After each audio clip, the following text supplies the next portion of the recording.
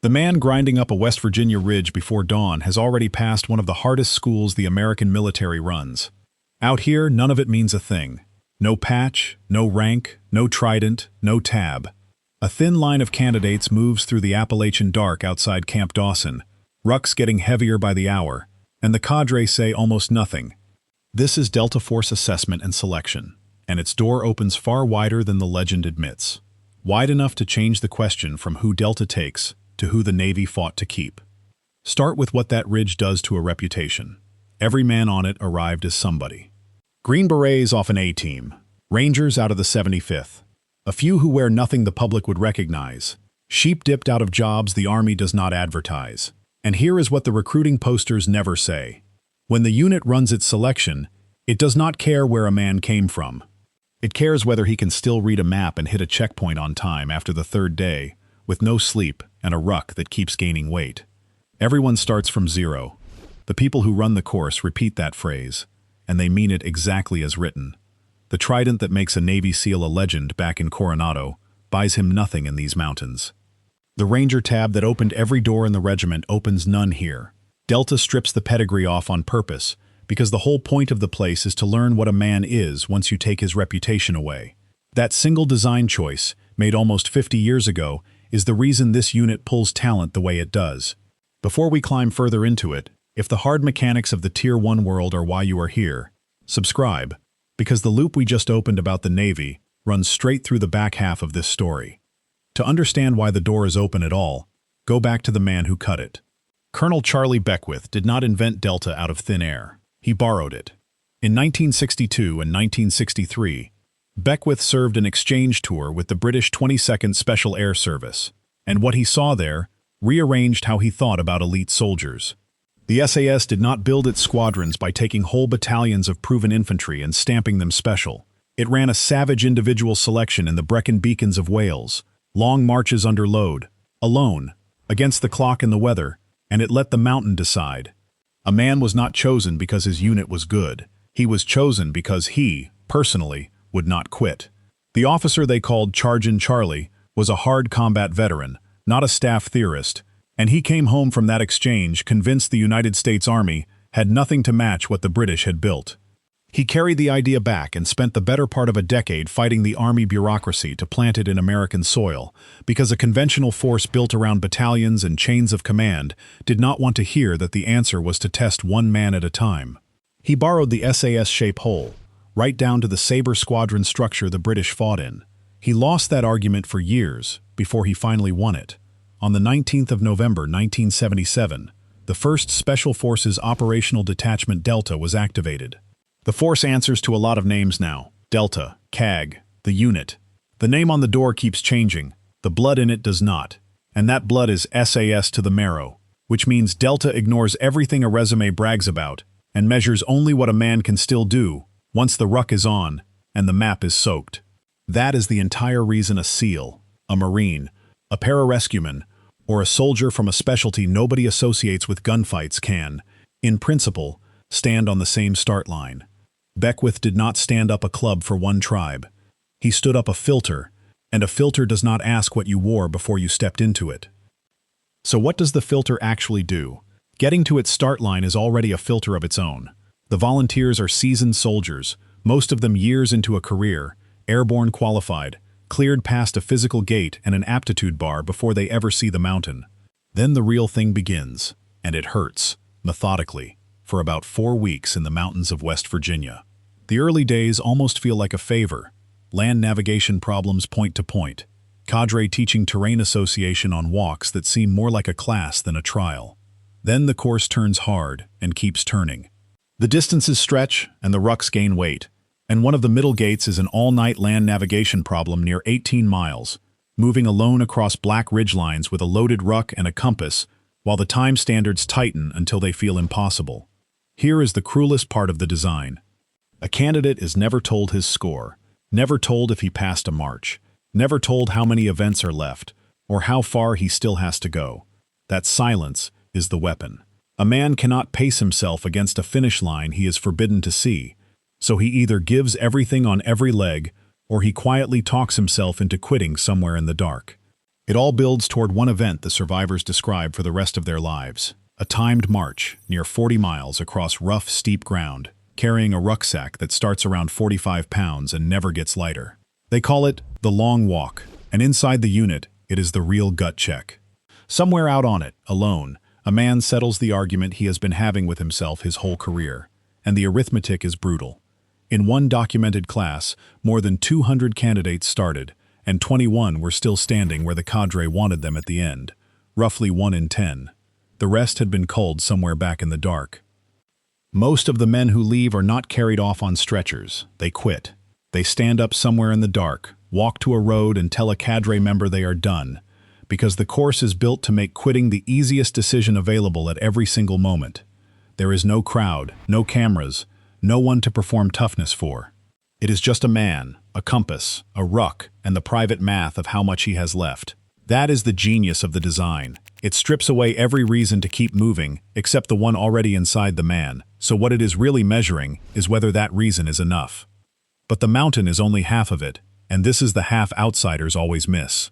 The men who survive the long walk are not selected yet. They are walked into a room to face a board, the commander of the unit, senior operators, a command sergeant major, and a unit psychologist, and they sit there wrecked, hollowed out, running on nothing, while the board takes them apart with questions. Their career, their personal life, what they think about the wider world. Hypothetical missions built with no clean answer, designed to watch a mind work when there is no right move to reach for. Because the unit is not hunting for the strongest body on the ridge, it is hunting for judgment that holds when the body is finished. It wants quiet humility, not a cowboy, not a loud mouth with a highlight reel. It wants the quiet professional who can build 3 plans in the time it takes another man to freeze. Raw strength only carries a man as far as that board.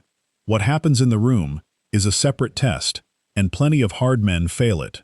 Now drop a Navy SEAL into that formation. His trident earned him nothing. His time through buds earned him nothing. The mountain does not know he is famous, and neither does the board. If he makes it because he was one of the 21, and because his mind held in that room, not because a recruiter liked his file. And if he does not, he goes back to the teams no worse than he left. This is the part the rival branches hate to say out loud.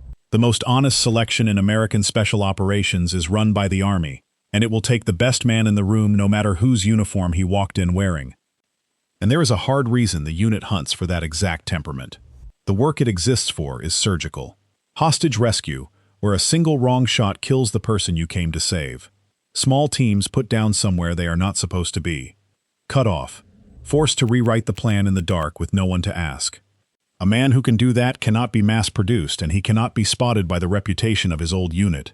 He has to be found one at a time, on a mountain that does not care what he was before. That is the whole logic of the place, and it is why the door has to stay open to anyone who might turn out to be him. If history fought at this level is your kind of fight, WarCode runs a cadet tier for the people already standing in the formation with us. A full day of early access before anyone else, a badge on your name, and a shout in the videos. You are already one of us. The tier only makes it official.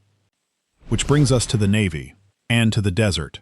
On the 24th of April, 1988, American servicemen died at a refueling strip inside Iran code named Desert 1. Operation Eagle Claw, the mission to pull more than 50 American hostages out of Tehran, fell apart on the ground before it ever reached the city. They had been held since the previous November, and the pressure to get them out was crushing. But too many helicopters went down to mechanical failure in the dust, and when only 5 of the 6 he needed were still flyable, the ground commander made the call to abort. Then, repositioning to leave, a helicopter drifted into a Hercules tanker heavy with fuel, and the fireball took 5 airmen and 3 Marines. Here is the connection almost nobody draws. The ground commander who gave that abort order was Charlie Beckwith. The same man who had spent a decade building the open-door unit was standing in that Iranian desert when it all came apart, and his operators had done their part. What broke was the machinery around them, the borrowed helicopters, the tangled joint command, the coordination to make 4 services fight as one that simply did not exist yet. The Holloway report that followed said exactly that, and out of the wreckage came Joint Special Operations Command at Fort Bragg, the headquarters meant to finally fix it. Desert 1 cost 8 lives and a president his best chance at the hostages. And it did something larger still.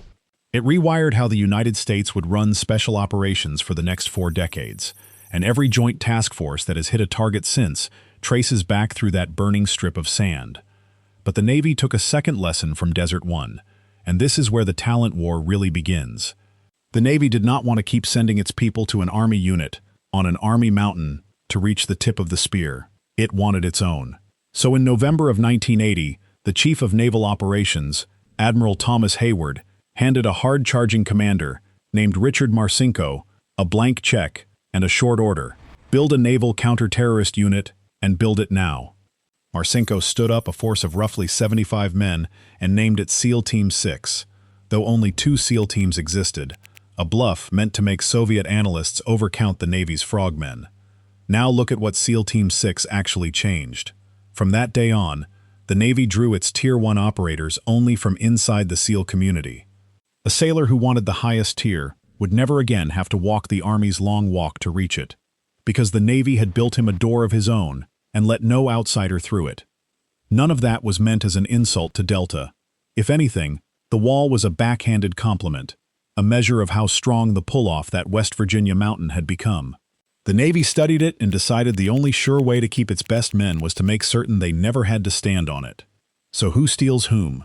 Strip the title down to the metal, and the honest answer cuts sharper than the rumor. Delta does not run raids on the SEAL teams, plucking tridents off one at a time.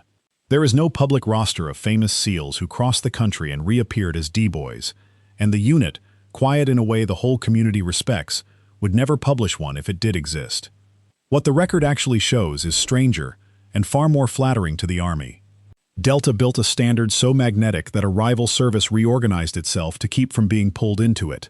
The theft was never a transfer, it was gravity. And the door gravity the unit leaves open is the proof of that pull.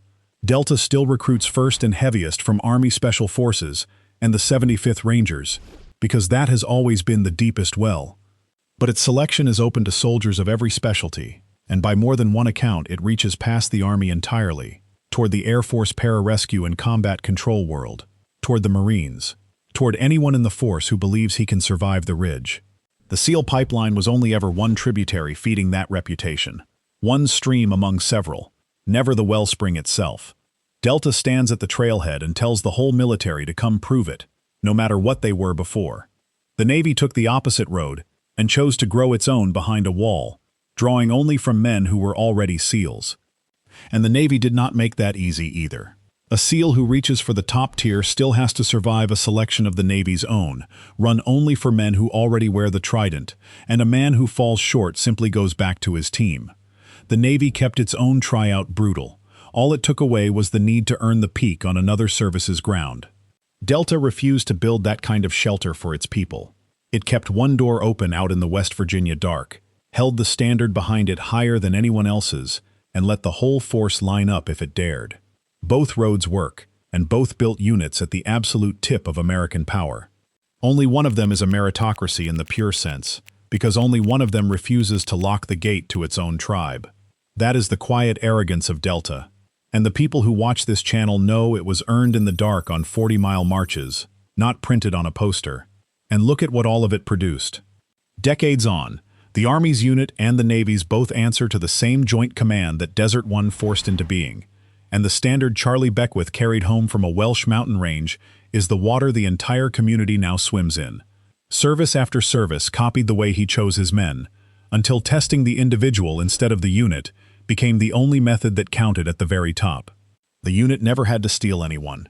It only had to leave the mountain open, hold the standard higher than everyone else's, and wait to see who would trade his reputation at the trailhead for the chance to earn a new one where nobody was watching. Here is the argument worth having, down in the comments. If the Navy had never built SEAL Team 6, if every man who wanted the top tier had been made to walk into those West Virginia mountains and start from zero alongside everyone else, would the teams have quietly bled their best to Delta, or would Delta have simply swallowed the entire story of American Special Operations? Pick a side and say why. And if you want the version of these rivalries that does not survive the clean public tellings, the cut details, and the parts we can only get into past the gate, the official tier is where that lives. The mountain is still out there tonight. Somebody is walking it right now. No patch, no rank, no trident, no tab. Finding out what he is, when nobody is counting but the clock.